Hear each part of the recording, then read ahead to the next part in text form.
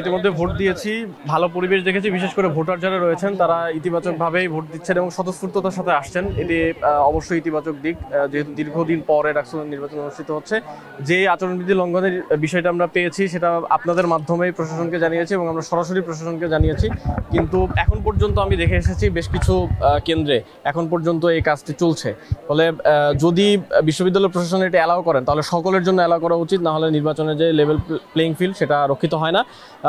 এর বাইরেও অন্যান্য জায়গায় আমরা দেখেছি যে বুথ বসানোর কথা ছিল না, অর্থাৎ সেবামূলক যে কোনো কার্যক্রম 10 তারিখ পর্যন্ত বন্ধ থাকার কথা ছিল, কিন্তু আমরা দেখতে পাচ্ছি যে বুথ বসিয়ে এ ধরনের কার্যক্রম পরিচালনা করা হচ্ছে। তারা যদি নির্দেশনা দিতেন আমরাও এই বিষয়টি করতে পারতাম, কিন্তু কোনো ধরনের নির্দেশনা ছাড়া একটি ছাত্র সংগঠন এ ধরনের উদ্যোগ নিল এবং বিশ্ববিদ্যালয় প্রশাসনের বিরুদ্ধে কোনো ব্যবস্থা নিচ্ছে না। এটা অবশ্যই একটা শঙ্কার বিষয় যে আসলে কতটুকু নিয়মতান্ত্রিকভাবে নির্বাচন অনুষ্ঠিত হচ্ছে বা হতে পারে।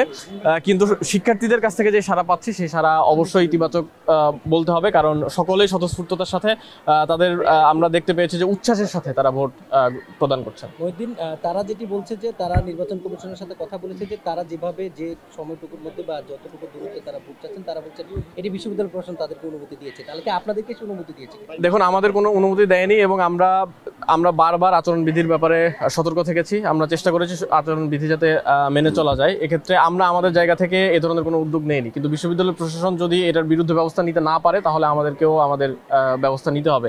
এক্ষেত্রে আপনারা এটা বিচার করবেন। আপনারা যেহেতু যাচ্ছেন কেন্দ্রগুলোতে, আপনারা দেখবেন যে 100 মিটার রেডিয়াসের ভেতরেই এ ধরনের কার্যক্রমগুলো চলছে। আপনাদের উচিত শিক্ষার্থীদের সচেতন করা এবং আপনাদের মাধ্যমে শিক্ষার্থীরা জানতে পারবে যে আসলে আচরণবিধির প্রতি কে শ্রদ্ধাশীল এবং কে শ্রদ্ধাশীল না। 100 মিটারের মধ্যে কি চলছে এইটা একটু ডিটেইল বলেন। সরাসরি স্লিপ দিয়ে, অর্থাৎ ব্যালট যে নাম্বার, সেই ব্যালট নাম্বার দিয়ে ভোট চাইছেন, যেটা সরাসরি আচরণবিধিতে বলা আছে যে 100 মিটার রেডিয়াসের ভেতরে কেউ এটা চাইতে পারবেন না, এর বাইরে চাইতে পারবেন। কিন্তু আমরা দেখতে পাচ্ছি যে লাইনের ভেতরে যেটা হচ্ছে 100 মিটার রেডিয়াসের ভেতরে, সেখানে যে প্রার্থীরা ভোট চাচ্ছে। এই যে জটলা পাকাচ্ছে, যেমন আমরা দেখলাম যে এএসএমএল-এর সামনের ওখানে যে কেন্দ্রটা, সেখানে প্রচুর জটলা, সেই ব্যাপারটাকে আপনারা দেখেছেন কিনা, কিংবা আপনারা বিশ্ববিদ্যালয় প্রশাসনের দিকে যে আমরা জানিয়েছি যে শিক্ষার্থীরা যারা ভোট দিতে যাচ্ছেন তাদের জন্য এটা কষ্টকর হয়ে যাচ্ছে যদি গেটে জটলা থাকে। আমরা এটা দেখেছি যে গেটে জটলা করে এক ধরনের প্রোটোকল দেওয়ার মতো পরিবেশ আমরা দেখেছি। আমরা এটার ব্যাপারেও বলেছি, বিশ্ববিদ্যালয় প্রশাসন বলেছে ব্যবস্থা নিবে, কিন্তু এখন পর্যন্ত আমরা কোনো ব্যবস্থা দেখতে পাইনি।